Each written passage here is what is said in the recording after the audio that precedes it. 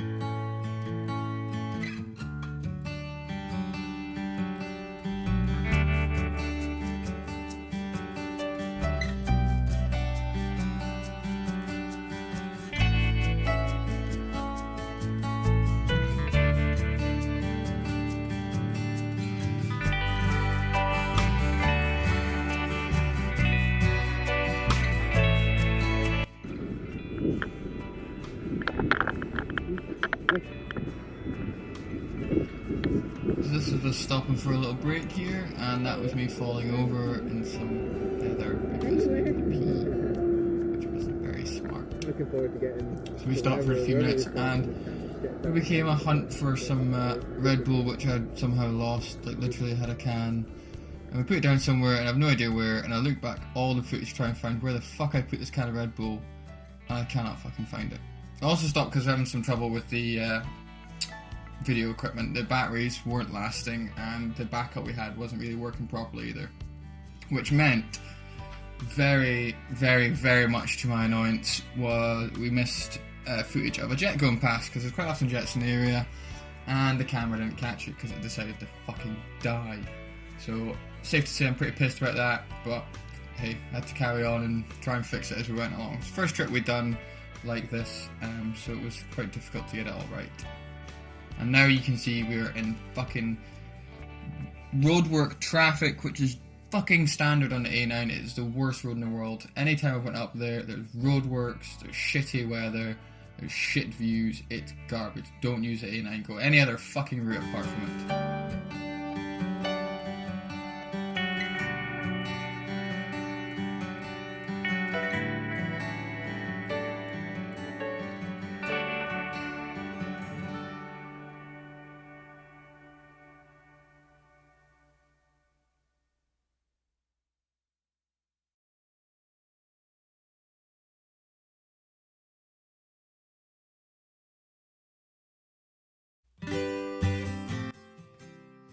So a bit further up the A9, just to the end, we came up to what was the start of traffic going into Inverness.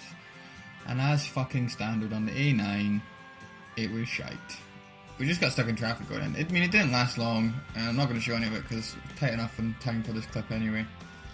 But yeah, just try to skip the middle as quick as we can. We didn't really go into Inverness, which is a shame because it would have been a nice stop. So it's quite a good excuse to do it again, to be fair. But yeah, just a little traffic, and then just kind of scooted straight out of Inverness, heading down Loch Ness.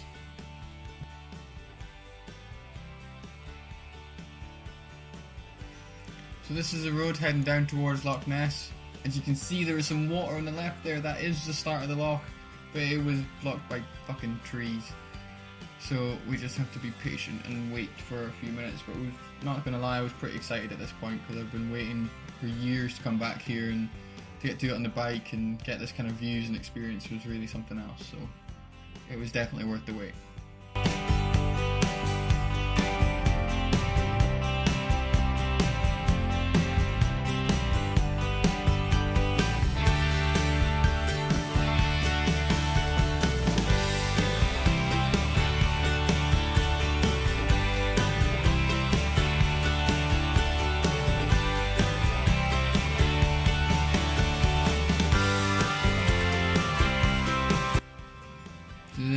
Finally got a good view of the loch. and there's much more of it to come. Sadly, just a little glimpse between trees, but yeah, as I said, I was pretty excited about the whole thing, so it was definitely worth the wait, and getting stuck behind these cars was really nice.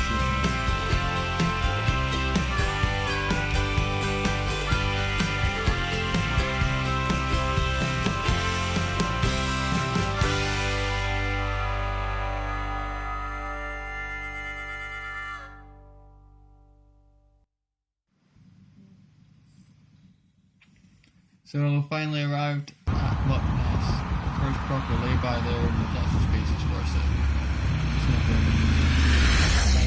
Some views. So while I got here, I'm actually going to run through a couple of nice facts about Loch Ness that I thought everyone knew. Turns out not so much. So here's a few facts for you. The earliest water monster in the vicinity of Loch Ness appears in the lifeboats in Colombia by O'Donovan and Abbot of Iona, written in the 7th century. Loch Ness is the second largest loch by surface area and the largest by volume. It is around 750 feet deep and holds more water than all of the lakes and rivers of England and Wales combined.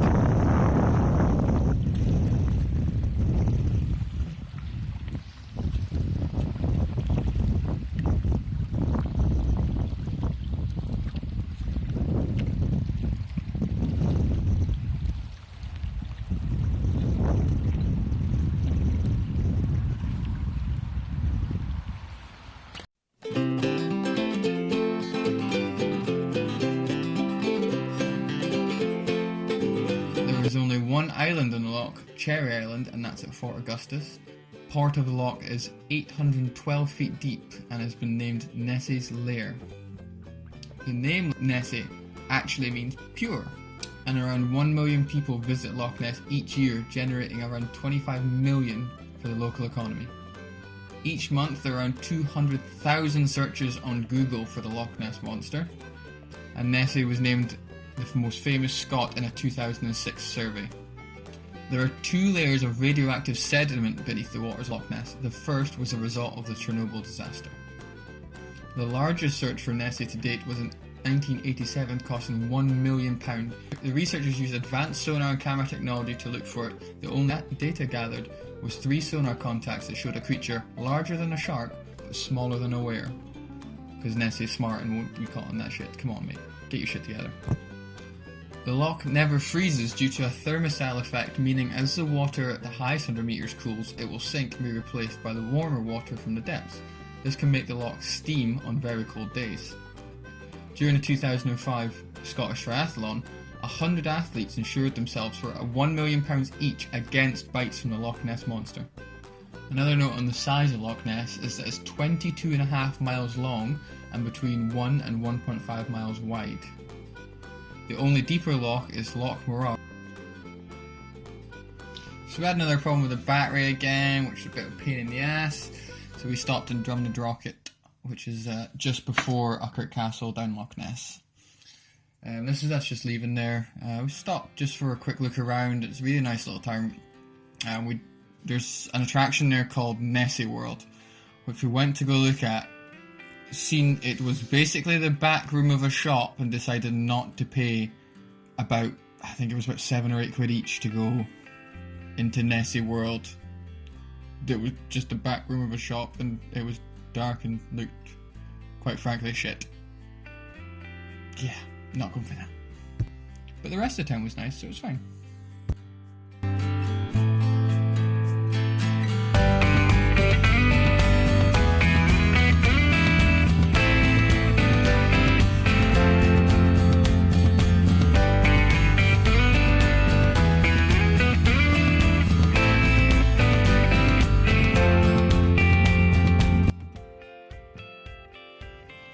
This is the road just round from Drumnadrochit to Loch Ness, and as you can see, being up on the high bit of the road was just stunning. I mean, the view over Loch Ness is really something else.